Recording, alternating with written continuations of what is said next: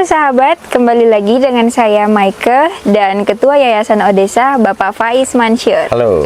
Ya. Halo, Pak, ini saya mau nanya-nanya terkait dengan makna tumbuhan bagi kehidupan manusia. Ini kebetulan saya merasakan, Pak, karena saya itu kerja di industri rempah-rempah, di mana ya sumber pendapatan kita dari penjualan rempah-rempah. Berarti dari tanaman kan ya, Pak, kayak gitu. Jadi ibaratnya manusia ini hidup ya pasti dari salah satu sumber kehidupannya. Dan kayak kita gini, kita berada di sekitaran tanaman, sawah kayak gini, kita nyaman ya, Pak. Kita manusia nyaman di sini. Tapi manusia itu banyak yang merusak lingkungan tempat tanaman-tanaman ini kayak gitu. Itu menurut Pak Faiz pandangannya kayak gimana? Kita butuh tapi kita merusak. Itu gimana ya? Yang pada kurang di gurun pasir malah memimpikan. Iya, benar. Sementara kita yang berkelimpahan merusak. Nah, itu yang pertama ya. Relasi manusia dengan tanaman ini baru akan baik manakala kita sendiri memiliki pemikiran tertentu. Kalau nggak dipikirkan, kamu lahir di tengah kebun terhadap tanaman ya sudah seperti itu. Seolah-olah sudah apa adanya, yang seperti itu nggak perlu juga bersyukur kadang-kadang. Iya. Sementara orang itu kalau pernah mengalami kekurangan, baru dia bisa merasakan rasa bersyukur. Benar juga. Ini agak repotnya di kita itu, orang lahir berkembang itu di lingkungan yang kebun seperti ini. Berlimpah ya. Bahkan setelah kelahiran manusia massal, maksudnya itu nanti pohonnya harus dikalahkan oleh dominasi manusia. Padahal manusia kan dia bisa survive, makan kan mestinya dari tanaman. Bukan hanya makanan, airnya dari mana. Kalau nggak ada tanaman pelindung, air hujan langsung entah kemana. Nah, ini soal hikmah atau wisdom ya terhadap tanaman. Ini harus menjadi bagian dari pendidikan yang dasar di masyarakat kita. Karena satu, kita sedang mengalami pemusnahan tanaman itu jelas, diganti rumah, diganti terus munculnya pohon pun kadang-kadang nggak dipikir. Maksudnya orang-orang menanam itu asal rimbun, asal cepet, asal sebenarnya itu ndak menyelesaikan masalah juga. Kalau andaikan ya di pinggir-pinggir tol itu kan dicari bibit yang murah saja asal. Itu mestinya kalau dioplos dengan buah-buahan, tanaman-tanaman pangan yang sifatnya juga untuk udara juga baik, tapi untuk pangan juga baik, maka dia akan meningkat pendapatan masyarakat di sekitar situ. Nah, tanaman itu kan memberikan kesaksian bahwa kita manusia, mamalia, termasuk hewan-hewan yang lain yang non mamalia juga, termasuk binatang yang aseksual juga, itu membutuhkan tanaman. Binatang butuh tanaman, tanaman juga butuh binatang, manusia butuh binatang, binatang juga butuh manusia, dan segitiga ini tidak bisa dipisahkan, hewan, tanaman, dan manusia. Atau kita itu masuk golongan spesies hewan. Ya tetap hewan yang apa kan, tinggal dikasih sifat. Ada yang mensifati hewan yang berpikir, ada hewan yang bersastra, ada hewan yang berakal lain sebagainya. Itu dua hal ini saling membutuhkan. Kalau kita tidak saling berempati, tidak saling memperhatikan, pasti akan ada kesengsaraan.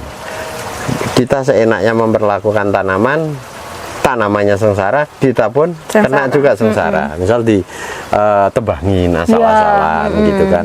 Atau bahkan kita nanam tapi tanamnya asal-asalan. Misal ini petani yang di Bandung Utara ini kan nanam juga, itu kan urusannya tanaman, tapi mereka melakukannya dengan cara yang tidak alami, artinya hanya mengedepankan egoisme, yaitu menanam sayuran, monokultur, jadikan tanahnya sakit, celakalah, ekologinya rusak, dan akhirnya pendapatan dari pertanian juga sangat minim, miskin. Itu makanya saya pernah dengar Bapak bilang kalau kita fokusnya di polikultur itu ya Pak, Ya, dan harus. menghindari monokultur ini. Itu karena wajib itu ya. seperti manusia gini. Kalau tanaman itu sama dengan kehidupan manusia. Kalau mau secara Iya. awam gampang. Kenapa di kota Bandung kerumunan berjuta-juta orang ini dengan segala kesusahannya, kemacetannya tetap lebih asik?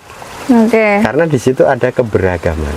Padahal kan di Garut kosong, Sukabumi kosong. Ya. Nah, di bumimu itu penduduknya cuma berapa orang Toraja itu? Ada gitu 300.000? Kurang tahu lah saya. Sedikit lah Pak. Nggak sebanyak di 300.000 Bandung. itu kalau dengan hamparan tanah padang yang sangat luas seperti Iya. kan nggak kelihatan. Kita mau Iya. ketemu manusia aja kalau di Toraja itu nggak nyampe-nyampe kapan ketemu kampung gitu kan. Iya, benar. Tapi di kota Bandung yang seperti ini kepadatannya tinggi, bahkan Iya, sekarang benar. menjadi kota termacet di Indonesia. Iya, heeh. Orang tetap lebih betah di situ. Kenapa? Karena ada keberagaman, satuan. Nah, tanaman itu akan lebih sehat, akan lebih tumbuh berkembang, ya. Itu kalau Beragam. juga beragam.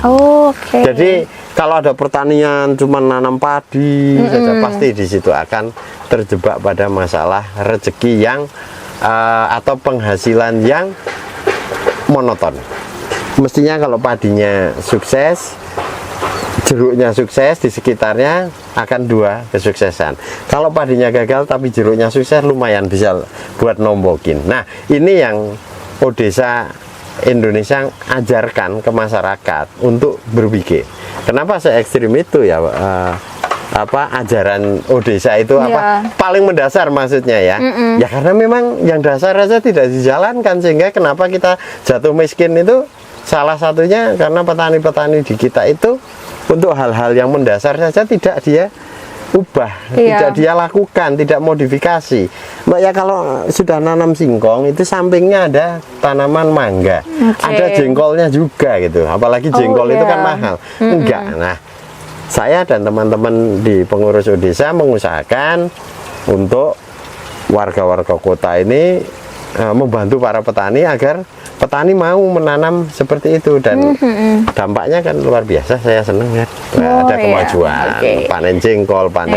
Nah, itu hikmah yang pertama. Mau hikmah yang apa lagi? Oke Pak, kalau untuk sistem polikultur ini masyarakat mudah gak Pak nerimanya? Ini kan mereka mungkin bisa, saya cuma bisa nanam ini. Begitu Bapak mengedukasi, mereka gampang nggak terimanya Pak? Itu ada yang mudah, ada yang enggak. Ada yang tadinya sangat susah tapi sekarang menjadi orang yang sangat bagus. Oh iya. Ada yang tadinya sangat semangat tapi sekarang malah enggak semangat, entah kenapa. Jadi karena sampel saya itu kan lebih 4.000 petani yang kita hubungkan. Banyak, jadi macam-macam. Kalau kesimpulan secara umum buat saya gampang. Gampangnya begini, karena petani dengan akumulasi jumlah yang ribuan itu, mereka sebenarnya mengerti kalau nanam jagung itu juga tidak mungkin ladangnya semua pasti akan ditanami jagung. Karena ada kontur-kontur tertentu yang itu nggak layak untuk ditanami juga. Tapi itu hanya layak ditanami oleh tanaman pohon besar. Nah, ini pada mikir petani. Cuman kalau buruh tani agak berbeda, karena mereka hanya ngelola lahan kontrak. Kalau dikasih tanaman pohon, itu mereka berpikir ini bukan milikku. Ngapain saya ngurus-ngurus tanaman yang nanti tidak akan saya dapatkan. Nah, tapi abaikan itu. Masih banyak yang mau. Tanah kosong-kosongnya ya, termasuk ini. Ya, ini kan pinggir-pinggirannya itu sudah kita tambahkan. Ini kan itu kopi banyak banget ya. Kopi buah itu. Ada pisang juga, singkong ya itu. Kalau pisang asli dari sini, tidak usah diprogram Odesa. Kita punya program pisang itu, pisang Ambon yang panjang itu ya. Yang baru. Ya, itu untuk memodifikasi supaya pisang di sini ada varian yang lain gitu lah. Nah, mengubah masyarakat itu menurut saya antara susah dan tidak itu tipis batasnya. Kalau kita menganggap bahwa sekali bertemu, sekali menjelaskan, terus orang nggak mau menjalankan, ya kemudian kita berkesimpulan itu susah ya, jadi susah. Tapi kalau buat saya enggak begitu. Memang kalau untuk sebuah proses, Bapak mau nanam apa? Saya tanya dulu. Saya mau nanam sirsat. Tahu dari mana sirsat? Untuk apa? Nggak apa-apa Pak, itu enak kalau saya makan. Ya udah, saya tanam. saya kasih bibit sirsak. Nanti kepengen duren, ya kita sambil diskusi. Kita jelaskan manfaat-manfaat tanaman itu, tapi yang penting jangan memaksa mereka. Kalau mereka nggak suka sirsak, biarin aja mereka nolak. Tapi lama-kelamaan tahun depan dia tadinya nggak suka sirsak, ternyata hanya karena belum tahu. Tetangganya mau panen sirsak, dia kepingin minta lagi.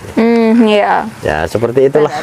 Yang namanya perubahan di masyarakat itu harus tambal sulam dan telaten. Kata kuncinya telaten. Kamu harus telaten nanti. Kalau pemberdayaan. Oke Pak. Ini saya mau nanya lagi Pak. Jadi untuk sistem polikulturnya itu, misalnya di sini padi ya. Ya. Sampingnya itu harus pisang atau mungkin nggak bisa pisang, harus singkong. Ada yang kayak gitu nggak, Mbak? Atau ya sebenarnya fleksibel. Yang penting itu begini aja. Maksudnya. Nah, kalau yang ini di daerah sawah ya. Kalau yang di sana kan ladang bukan sawah, tapi tanaman sayuran itu yang membuat erosi. Pokoknya jangan kalau jadi petani itu menanam hanya satu rumpun. Satu rumpun itu misal sayuran sejenis itu aja. Itu enggak bagus. Orang punya sawah saja nggak punya kebun ya kurang. Kalau di sawah itu kayu bakar aja nggak ada, nanti kalau mau masak gimana? Kan mestinya punya kebun. Kalau petani itu paling tidak punya 8 item jenis tanaman panen. Yang 8 item. Misal gini, kopinya punya. Nanti kalau panen kopi ada pemasukan uang. Terus harus punya tanaman duren. Ini setahun sekali. Terus tambah alpukatnya juga. Ini berbeda musim dengan duren. Terus ada yang lebih rutin lagi, 3 bulanan itu bisa ngeruk panen, namanya jeruk.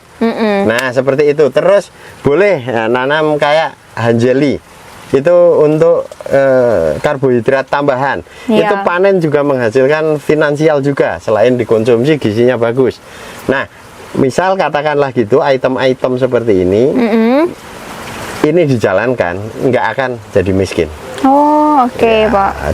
Pun dengan hanya tanah yang katakanlah setengah hektar. Cuman petani kita memang sudah susah sekarang yang punya setengah hektar. Ini saya bicara kalau tahun 90-an masih banyak. Yang sekarang karena dibagi waris, tinggal seperempat hektar tanah petani itu. Tapi sebenarnya kalau dengan seperempat hektar dikelola, terus dia tambahan sewa lahan lagi, jadi katakanlah 1 hektar yang 3/4 hektarnya itu sewa, itu nggak usah khawatir, nggak bisa memenuhi kebutuhan diri. Minimal ya dalam 1 tahun itu pemasukan 40 juta itu bisa. Nah ini kan orang 1 tahun kalau 40 juta dibagi 12 berarti rata-rata berapa? 4 ya? Ya sekitar segitu kan cukup. Kehidupan di desa katakanlah 4 jutaan itu sudah lumayan malah ya. Lumayan. Konsumsi mereka kan tidak seperti orang kota. Benar Pak. Asal jangan boros ya. Kamu boros ya. Ya lumayan. Oh iya benar sih Pak. Berarti ini saya ada sedikit mungkin kasus ya Pak. Saya bandingkan dengan di tempat asal saya. Saya kan dari Sulawesi ya Pak, Toraja itu. Nah begitu saya tiba di Bandung, di Cimenyan, saya kaget Pak. Karena kenapa di tempat asal saya di Toraja itu petaninya kaya. Jadi kalau kita bilang petani, kaya dia, karena dia punya ladang, dia nggak pernah kekurangan makan. Nah sementara di sini saya kaget ngelihat kondisi petaninya itu Pak. Sementara kalau mau dibandingkan dengan Toraja, jarak dari Cimenyan ke kota Bandung itu 30 menit ya. Ke Jakarta aja 3 jam loh sekarang Pak. Sementara Toraja dari kota paling dekat itu Makassar 8 jam. Tapi petaninya bisa survive, bisa makmur. Kalau di sana panennya apa aja yang di sekitar kamu itu? Kebun-kebun ada sawah. Kebun itu papa kamu itu panen apa? Kopi, vanili. Kopi setahun dapat panen berapa? Sering itu enggak kamu? Enggak perhatiin. Wah ada kopi, vanili, terus coklat. Kita ada coklat, pisang, singkong, jagung. Ya kalau kayak gitu anaknya 4 pun mau kuliah juga mampu. Iya, dan bisa kan keluargamu kuliah semua. Makanya saya kaget Pak pas nyampe sini, kok beda ya? Gini, perihal kemiskinan di Jawa tahun 1923 itu ada penelitian Pak Profesor Sayugyo sama orang Belanda itu. Iya. Saya agak lupa namanya, nanti dicek, itu ada bukunya. Oke, tentang Pak. Judulnya itu provokatif. Iya. Pertanian dan kemiskinan di Pulau Jawa. Jadi Oke. kurang lebih itu ingin mempertanyakan mengapa petani di Pulau Jawa kok miskin. Iya. Sementara sebelumnya si bule Belanda ini meneliti di Sumatera tidak, Iya, di benar, Kalimantan Pak. tidak, terus di Lombok bahkan waktu itu tidak. Tidak. Nah, dia ke Jawa kok kenapa? Nah, satu, ada 3 variabel ya. Satu, Oke. tanahnya sempit-sempit. Oh, oke. Bahkan zaman segitu itu mayoritas petani itu masih punya tanah 1 hektaran. Itu tetap dianggap sempit. Nah, ini mempengaruhi juga karena kurang. Nah, Iya. yang kedua, ketertutupan dari informasi-informasi baru yang memungkinkan petani untuk tumbuh berkembang dengan tanaman-tanaman baru. Iya. Misal ketertutupannya itu ya tidak dibukanya akses petani mendapatkan bibit yang lain, sehingga pertanian di daratan itu adanya itu aja. Sebenarnya bukan mereka itu yang terbaik itu, tapi belum ada yang lain gitu Iya, loh. oke. Misal di daerah saya itu waktu itu agak tertinggal, nanam kopi baru tahun 80-an. Nah, Cimenyan sini lebih parah, baru kemarin tahun 2010. Wah. Yang di sana anak-anak petani yang di daerah saya di Temanggung itu nyekolahin anaknya dengan panen kopi itu bisa. Nah, seperti ini terjadi di seluruh Pulau Jawa. Itu variasi informasi, ilmu pengetahuan baru yang masuk ke setiap kampung-kampung itu Iya. tidak berjalan. Oke. Jadinya mestinya kan nanam vanili apa-apa itu. Iya. Di sini nggak ada sama sekali vanili. Ada padahal- cengkeh dulu pernah rusak tapi nggak dikembangkan lagi. Nah, orang-orang juga merasa terlalu berat menjalankan pertanian. Iya. Itu hampir semua pekerjaan pertanian di Pulau Jawa itu malah tergolong berat. Karena apa? Mengerjakan hal yang sangat menghabiskan waktu, tapi hasilnya ternyata untuk bayar sekolah nggak bisa, Iya. untuk nambah bangun rumah nggak bisa. bisa. Sudah ada harapan panennya bagus, harganya anjlok. Nah, dari situ ada psikologi ya, atau perasaan-perasaan untuk nggak percaya bahwa di pertanian itu bisa berkembang. Akibatnya anak-anak petani yang nyekolahin anaknya ya udah semoga tidak jadi petani. Iya, Semoga benar. jadi guru, jadi pegawai, iya, jadi iya. apa, hampir semua ya. Tanah-tanah juga tidak terkelola. Jadi tidak menancapnya ilmu pengetahuan itu membuat hasil-hasil panen petani itu begitu saja sejak dulu. Nah, yang ketiga tentu faktor bahwa kebijakan pemerintah itu tidak pernah bagaimana cepat-cepat memberikan kesempatan petani itu menjalankan pertanian. Nah, misal begini, saya itu niat saya membagi bibit kopi misalnya. Itu niatnya adalah supaya lahir kesempatan petani mengurus lahan dan Iya. mengurus kopi. Lahirnya kesempatan ini yang harus dipikir dalam pemberdayaan. Nah, pemerintah kan nggak pernah pemberdayaan yang serius kayak gitu. Padahal kalau ini dijalankan, misalnya setiap desa wajib katakanlah 1 juta bibit kopi setiap tahun. Nah, masih ada yang mau nanam, ada kalau dicari yang nggak mau nanam juga jadi nanam. Mau masyarakat itu, kita itu enak ya masyarakat ya. Kalau ini pada nanam kopi, pada Pasti ikut ikut-ikutan. ya, FOMO. Durian, Iya. durian. Nah, itu kan harus dimanfaatkan, mobilisasi benar. kayak gitu. Makanya, walaupun masyarakat di sini itu keras-keras, tidak mengenal tanaman pohon buah-buahan, tapi pada akhirnya hanya dalam waktu yang singkat itu lunak pikiran mereka dan mau menerima. Ini yang saya mau mengusahakan mereka budidaya vanili, lihat aja nanti pada nolak, Iya. pada susah, pada gampang. Kalau nanti sudah 1-2 ada contoh. Tapi bibitnya mana dulu? Kamu mau nggak nyumbang bibit? Bilangin ke papa kamu dah. Boleh, Minta boleh, Pak. bibit vanili. Iya. Nah, ke sini nanti belajarnya pakai online aja sementara. bener, Pak. Atau nanti kita ke Toraja ya main. Boleh. Ya, latihan budidaya vanili itu saya Benar. sudah pengen untuk segera nanam. Masuk singkong aja sih. Ya. Kan? Tapi itu buah duren, buah itu kan sudah mulai panen. Ini menimbulkan dampak kemakmuran. Selain juga kita berkontribusi ke Iya. pencegahan atas perubahan iklim. Oke, Kan? Pak, benar. Oke. Iya. Oke. Oke, selanjutnya saya